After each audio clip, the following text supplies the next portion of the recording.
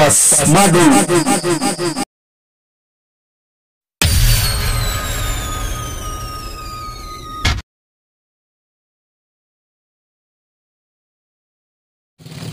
Magandang araw naman sa ating kapwa hunters at sa ating mga kaibigan.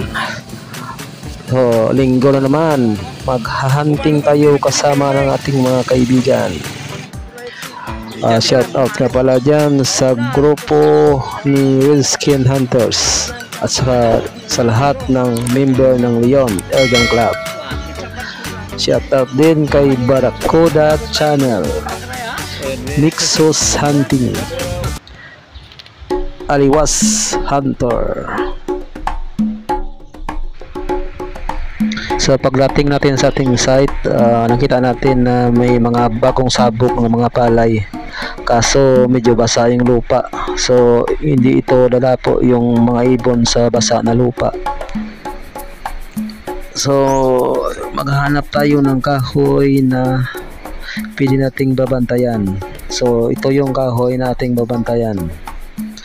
Let's start. Uy, may dumapo na. Tirahin natin. Di pa nga lumipad na. Ayaw isa. Mahirap, may sanga. Matamaan kaya natin to? Okay.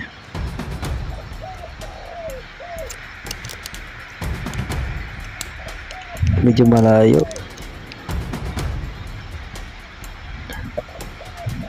Alanganin, nakatakilid.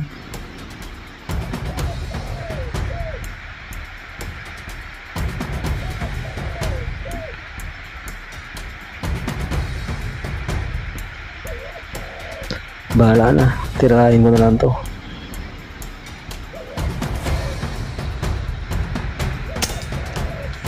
Uy, the police.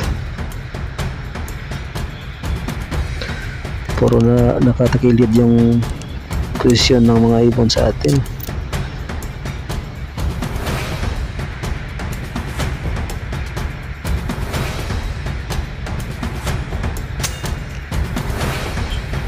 Tamaan natin, nabatay sa malayo.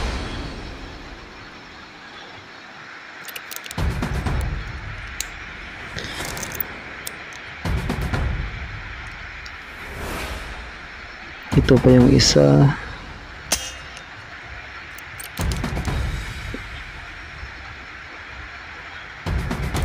Walang bala.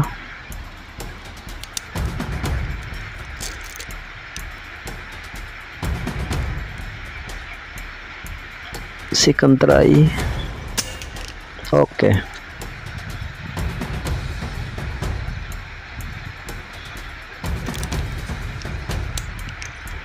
Medyo madahon yung binabantay nating puno.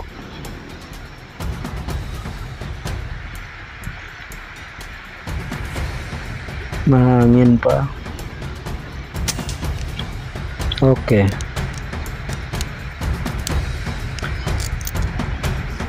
Ito, prehan to. Wala akong masandalan.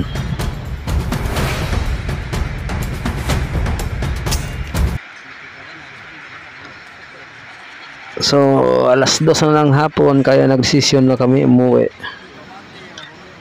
Pagod ng lahat. Yung kasama ko nakatulog na.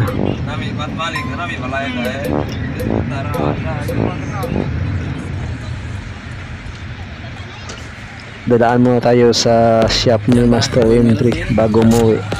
Titingnan natin yung unit ng kaibigan natin. Nabutan natin si Master MT na gumagawa ng batstock. Ang dami pang receiver dito. Kanino kaya ito?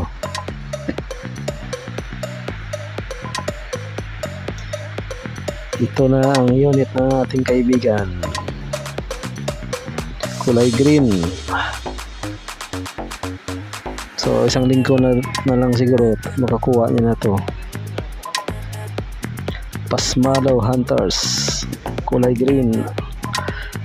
Color of the day, color green.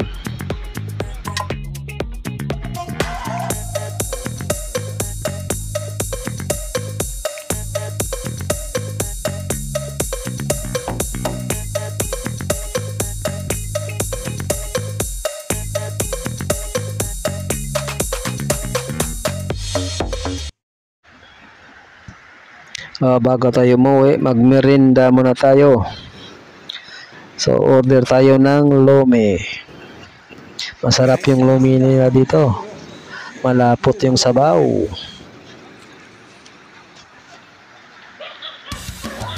So mga 3 o'clock nakauwi din kami. Ang saya ng lahat. So nakarami rin kami dito na sa 40 mahigit. Bali 3 supot.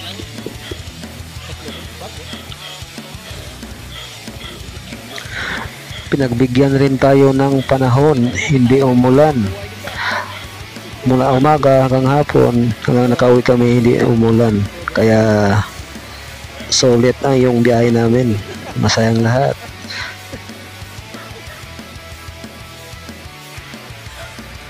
Sa sasakyan pa lang, pinaplano na namin kung anong klaseng luto yung lulutuin namin.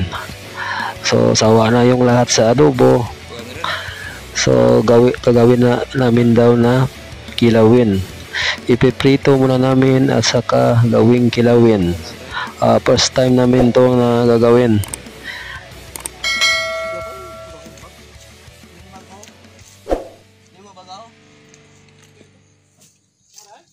Ayun. Pukuan mo, megjal na ra? May balon ra? Pukuan mo man to, no?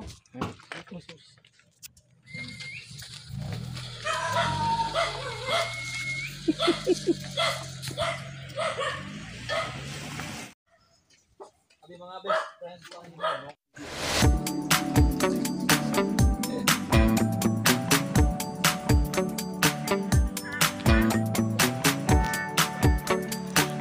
ang ganito kami maglinis ng ibon. Babad muna namin sa apoy para makuha yung natitirang mga balahibo.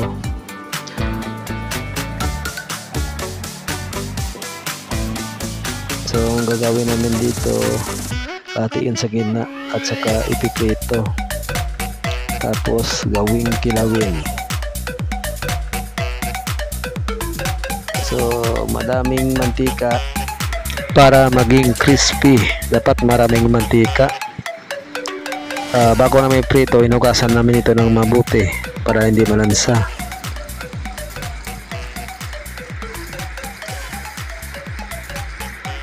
Ito na nga, ito na yung kinilabasan. Kilawin na ibon. So masarap pala. So ito na yung lagi namin gagawin, ipiprito at saka gawing kilawin. Thanks for watching.